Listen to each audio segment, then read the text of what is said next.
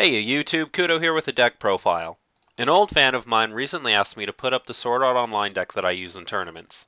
At first I was like, blah, but I'ma do this for you guys. I'm probably never gonna fight you, and I'm also probably gonna move sets soon anyway. Daybreak Illusion is so sick.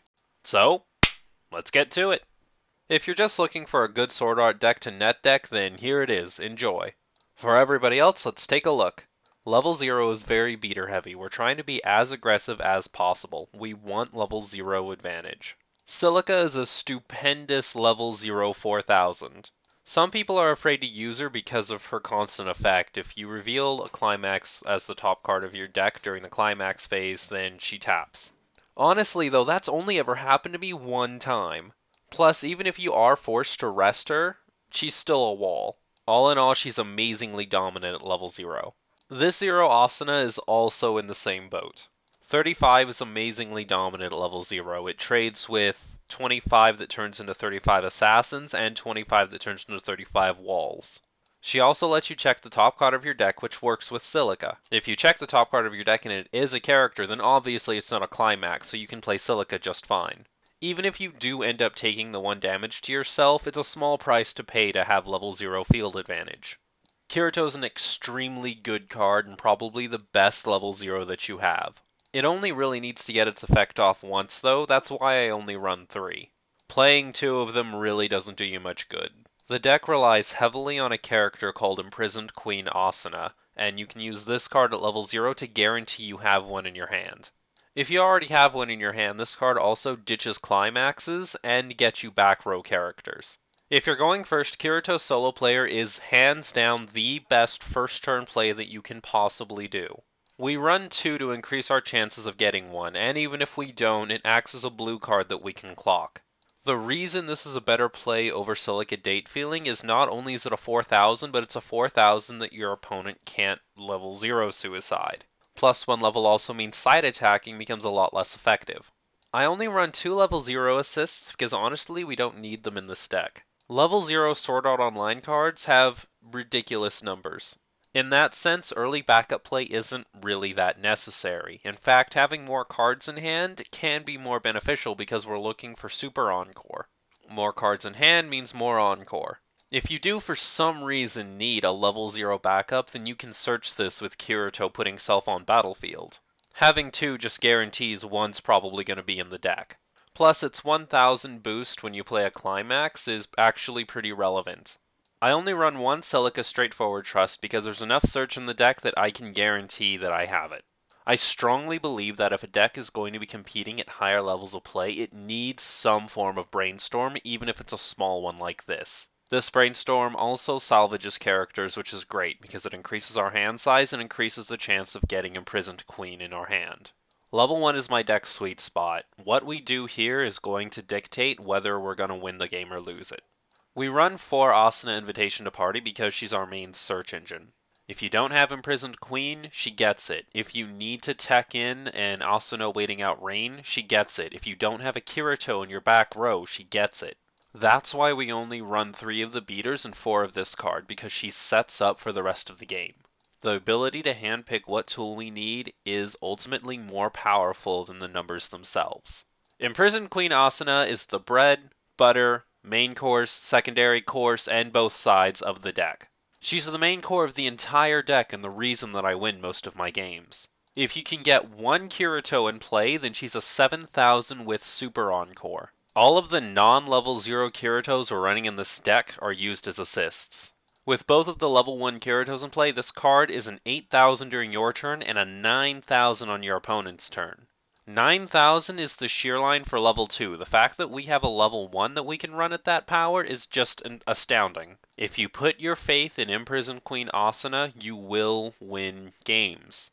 We also have a beater option in Waiting Out Rain Asuna. Waiting Out Rain is arguably better than Imprisoned Queen, but there are a couple of problems. It's an incredibly cheesy play to pull off, so trying to guarantee that it happens is a lot more difficult. The only guaranteed way to do it is if your opponent is swinging with zeros and you can place this in front of a 0 and start comboing off of it.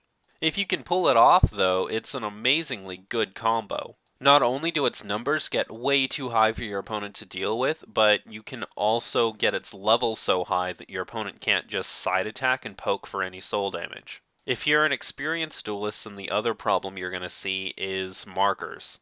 The problem with markers is if you get too many markers under this and some of them are climaxes, it's really, really hard to get those back. I also recognize this as a problem, but at the same time, if you get cards under this that aren't climaxes, it actually makes your climaxes hit faster. Its effect is also optional if you're really that self-conscious about it. All in all, this is an amazing backup strategy if you don't think Imprisoned Queen Asuna is going to do what you need her to do. Strong Bond Kirito is a pretty amazing card, especially with Imprisoned Queen Asuna, because during your opponent's turn she gets plus 1000 power. You also need some kind of Kirito to be in your back row for Asuna to be so powerful, so it might as well be a good assist card. Again, we only run 2 of them because we only really need one in play to be effective, and we don't want to be putting too much stock into this because we have good level 2 assists that we can be running in its place. People have a habit of only running Sacrifice as their backup, and I think that's kind of a mistake. The free Asuna backup isn't quite as powerful, but it has other things it makes up for it, like the fact that it's a character card so it can be searched out by all of your character searchers. You can even bring it back from the discard pile using Silica's effect or a salvage trigger. The free backup for Sword Art Online is also ridiculously good because it only requires you to have 2 characters in play and the backup becomes 1000 on top of another 1000. You can also choose to just give 1000 to 2 different characters, and that has saved me a couple of times. Even if it's an option you don't use, having extra options with your cards is always a good thing. Level 2 can be seen as the chink in my armor, but trust me, it's not the huge disability that it looks like on screen. Level 2 is pretty much just a continuation of my level 1 play, and I'm still going for soul damage.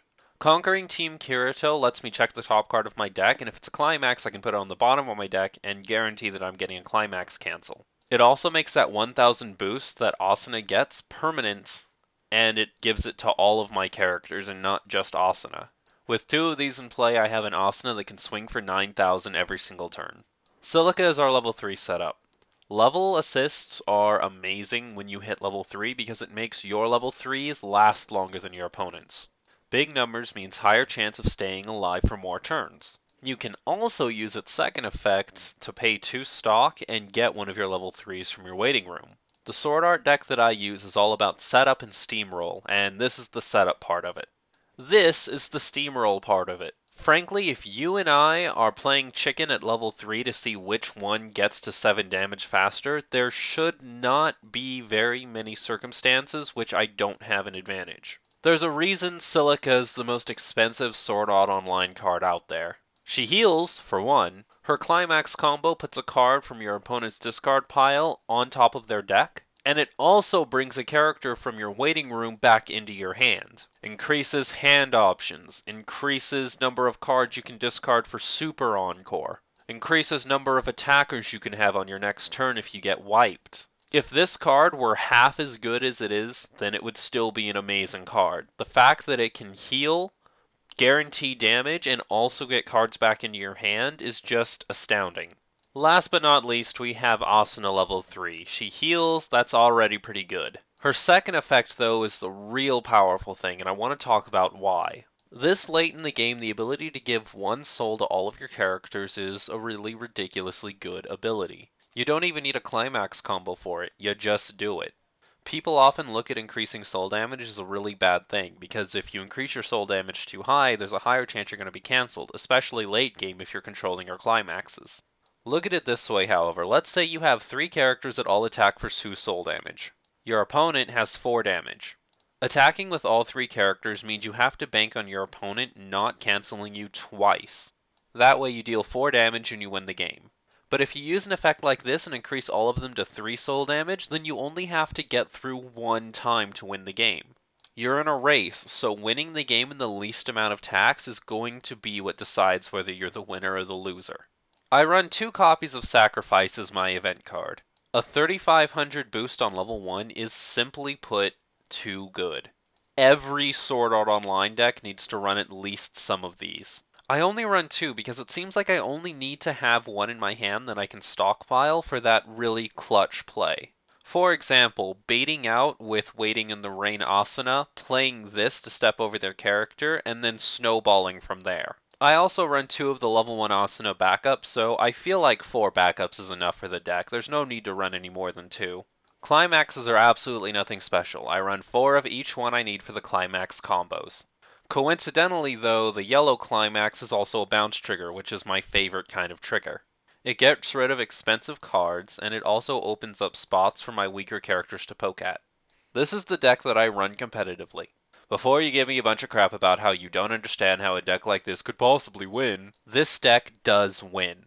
Let me know what you think in the comments section below. You can also leave me video requests or anything else you want to say. If you enjoyed this deck profile, then please leave me a thumbs up. And don't forget to subscribe to stay up to date on the latest Kudou news. Speaking of subscribe, we just hit our big 200. Another huge thank you to everybody who's stuck with me this far. You really don't know how much this all means to me. I'll be doing my next milestone video at 250 subscribers, so make sure to share this with your friends. Until next time, enjoy your card games, nerds.